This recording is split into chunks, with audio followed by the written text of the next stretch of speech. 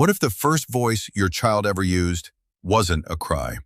What if before the world ever saw his face, before a heartbeat echoed in a hospital room, before a name was written on a birth certificate, he warned you, not in a dream, not in imagination, but in words, clear, calm, certain. And the most terrifying part, everything he said came true. This is the story of the child who spoke before birth and the parents who wish they had listened. In a quiet town where nothing unusual ever happened, lived a couple named Daniel and Mara. They had been trying for years to have a child. Doctor visits, tests, prayers, tears, until finally, Mara was pregnant. It was joy, pure joy. But 3 weeks into the pregnancy, something strange happened. Mara woke in the middle of the night. She wasn't startled. She wasn't scared.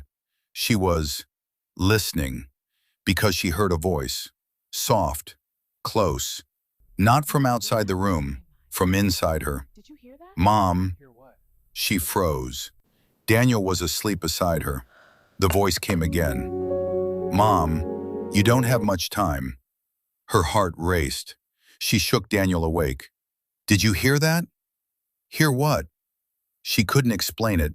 It wasn't a dream. She was fully awake. And the voice felt familiar. The next day, they rushed to the hospital. At St. Mary's Hospital, doctors ran tests. Everything looked normal. Heartbeat strong, baby healthy. The doctor smiled. First pregnancies can feel emotional. Stress can cause auditory hallucinations. Hallucinations. That word hit hard. But Mara knew what she heard. That night it happened again, this time clearer. Dad doesn't believe me, but you will. Daniel sat upright. He heard nothing, but he saw the fear in Mara's eyes. The voice continued, You must leave this house before the storm. Storm? There wasn't a cloud in the sky. 3 days later, the weather changed. Suddenly, unexpectedly, a violent storm system rolled in. Meteorologists were shocked. It wasn't predicted, not even by Met Office. Rain pounded, wind screamed, and then it happened. A massive tree crashed through their living room window, exactly where they usually sat, exactly where they would have been if Mara hadn't insisted they stay at her sister's house. Daniel didn't say it out loud, but he was thinking it. The baby knew. After the storm, the voice returned, stronger, more urgent.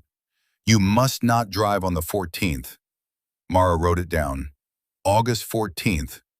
Daniel had a business trip scheduled, important meeting, big investors. He couldn't cancel.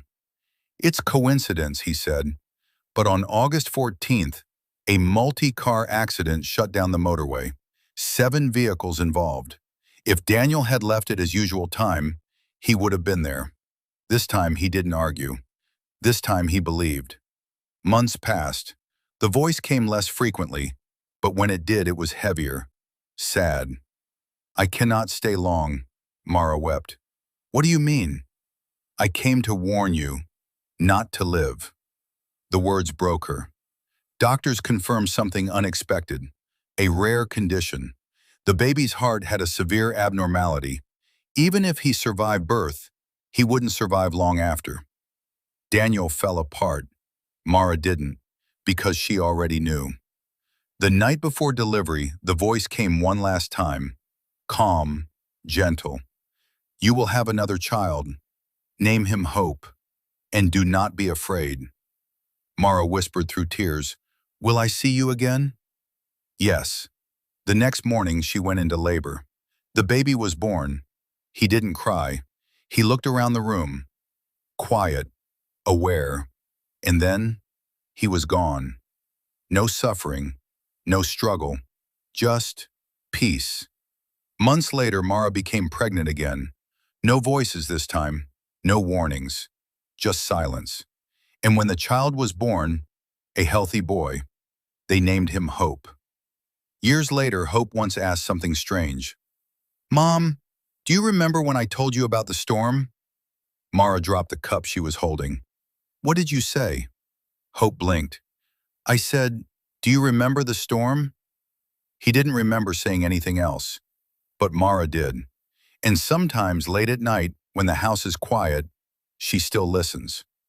Some children come into this world to live long lives. Others come only to deliver a message. And sometimes, the first voice you hear from your child isn't a cry, it's a warning.